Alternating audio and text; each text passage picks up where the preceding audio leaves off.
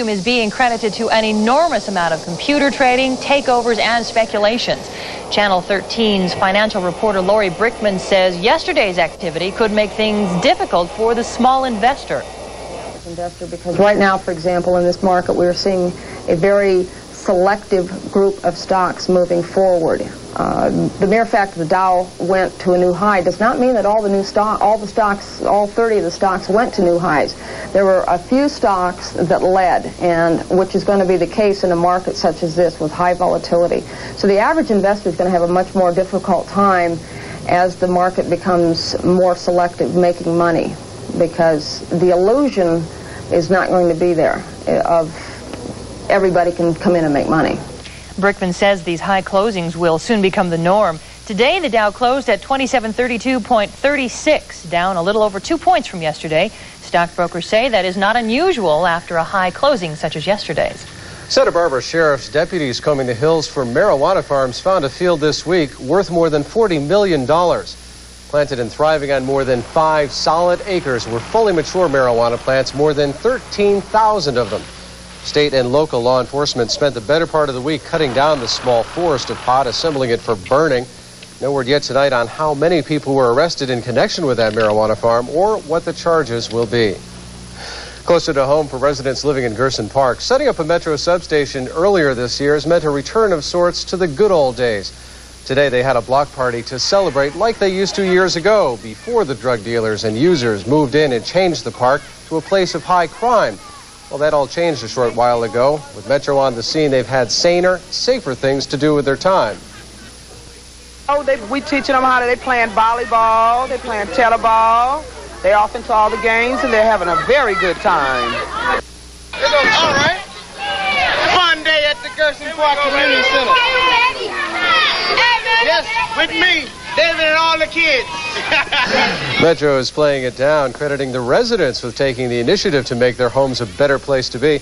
But all agree that Gerson Park has a new sense of pride and respect.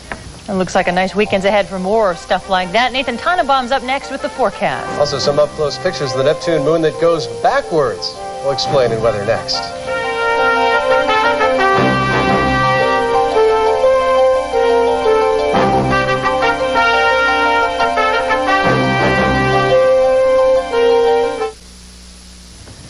You know, tonight was one of those perfect summer nights where you just had to be at a barbecue somewhere. Suck down a couple of cheeseburgers. I wasn't invited to one, and I want to know why you didn't invite me to yours. Now, wait a minute. No, it was a great night for backyard weather. We had a lot of fun out at this doctor's house, and I wish I would have stepped in his pool. Great weather, and it's expected to continue throughout the weekend. Terrific. But before we get to that, you know how we had the bad news stories about the killer whales out at SeaWorld? Mm-hmm. We found a good news whale story, so we thought we'd go to that. Have you ever heard of a beaked whale? Not a beaked one. I've heard of a beached one. Yeah, well, that's exactly what happened. It's a beaked whale is a rare breed usually found in remote deep sea areas, but these two young guys were found yesterday washed up on shore near San Francisco. They were taken to Marine World in the Bay Area.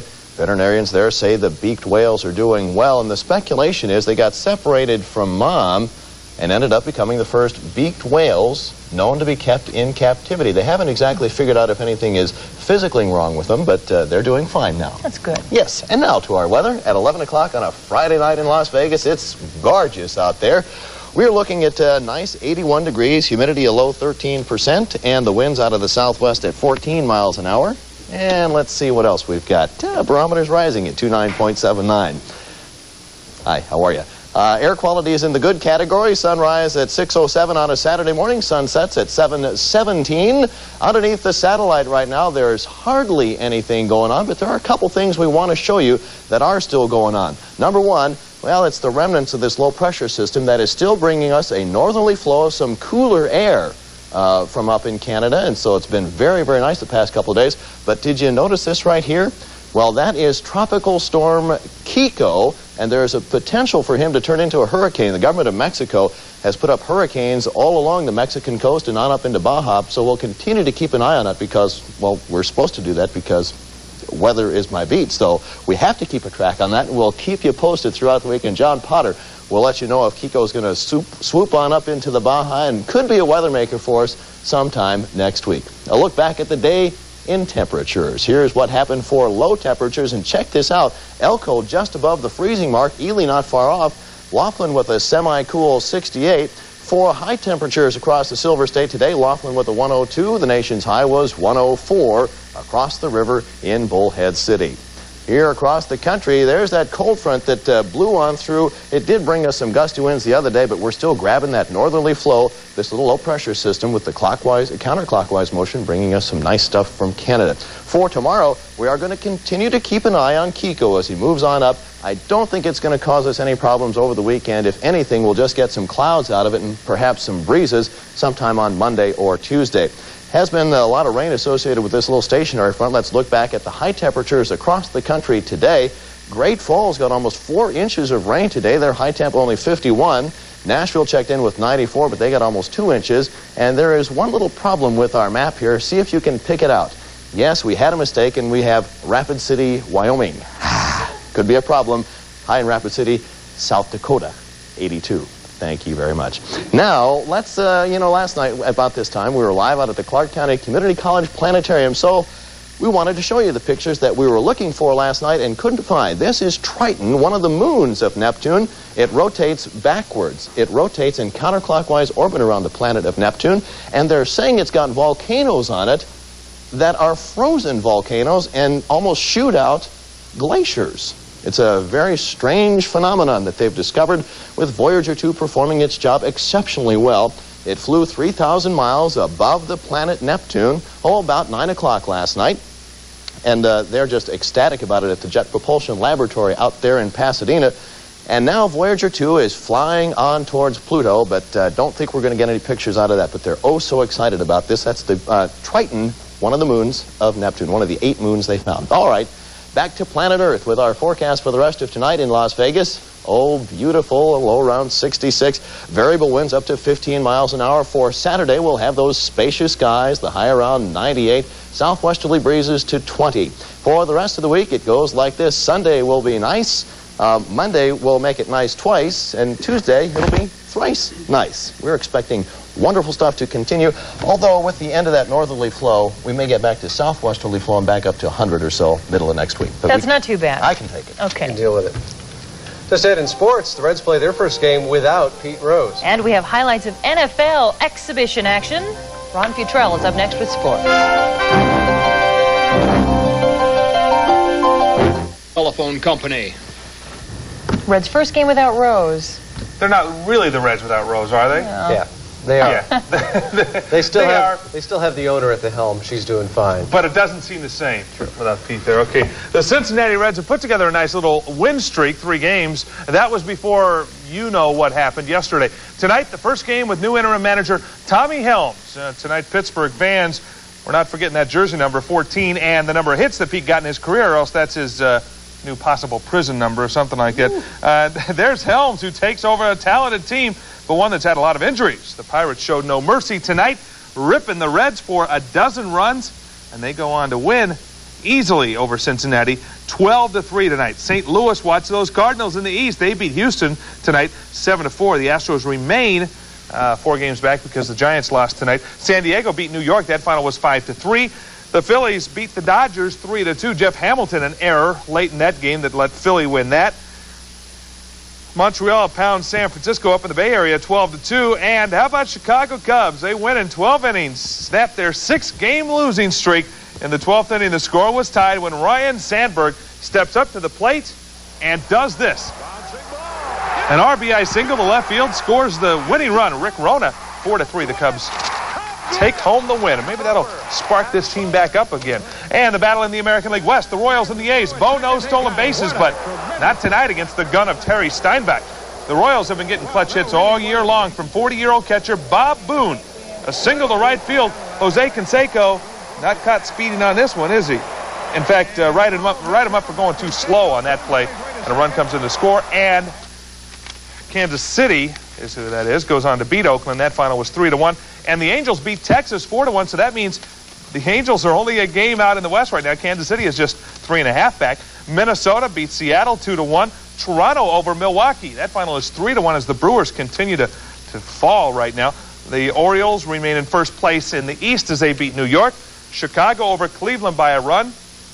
And finally, a doubleheader in Detroit, and Boston wins them both against the Tigers, who are having all sorts of problems, 4-2 and 11-3. The Stars' chances of making the playoffs got even slimmer tonight. Vancouver beat them 5-2. They're 4.5 games out of first place with only 5 games left, so it doesn't look too good right now. Final home game of the season will be tomorrow night at Cashman Field. And the Silver Streaks played their final regular season game tonight in the Thomas & Mack.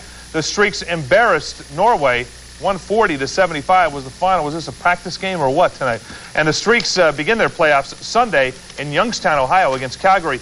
And future running rebel Larry Johnson did it again. 21 points today for the World Games as the USA beat Poland easily. And Friday Night Football for you. Here we go. The Redskins and the Dolphins. Gerald Riggs, who is out of Bonanza High School, runs over from 9 yards out.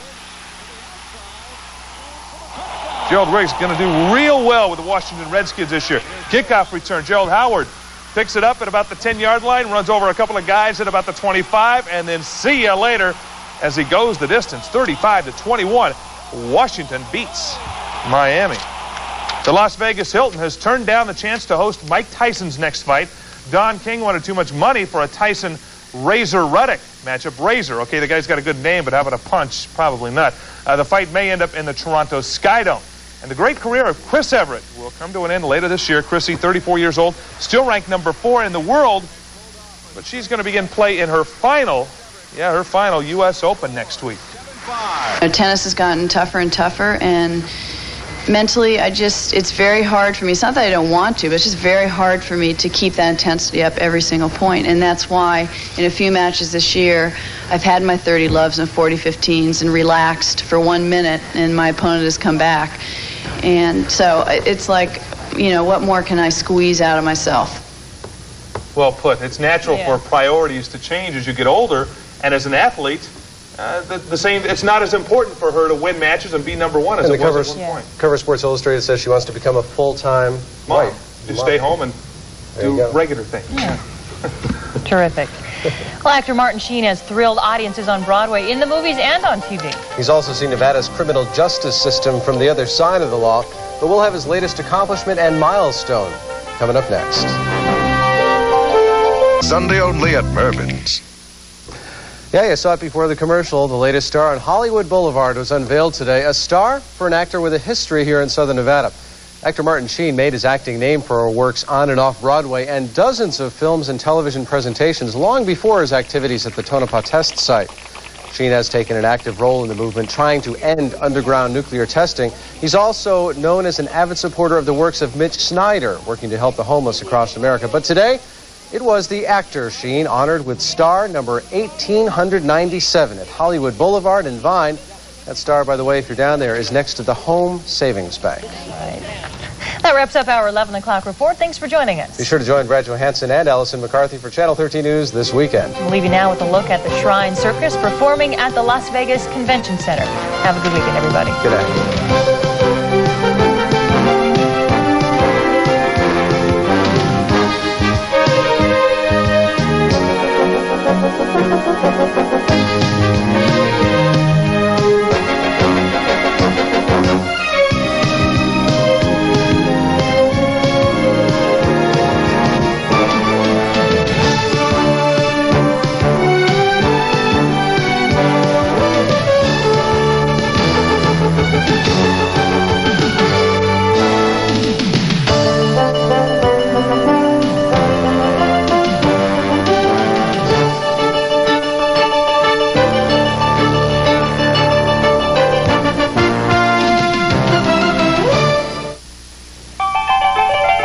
Following is a KTNV editorial.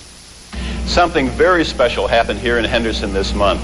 These fluffy confections that turn into delicious gooey goodies over a campfire started rolling off the assembly line again. We're talking about marshmallows. Not just any marshmallows, mind you, but Kid marshmallows. Kid & Company was leveled by the Pepcon blast back on May 4th, 1988. While the new plant was being constructed over the old site, Kid employees were paid by a special insurance policy, but they didn't stay home and collect their checks. They performed all sorts of community work for needy agencies and individuals all over the valley. We wish Kid & Company all the luck in the world. We've rarely, if ever, seen a company and its family of employees come through such a difficult time with such grace and class. We welcome your opinion. Please write us at KTNV 13.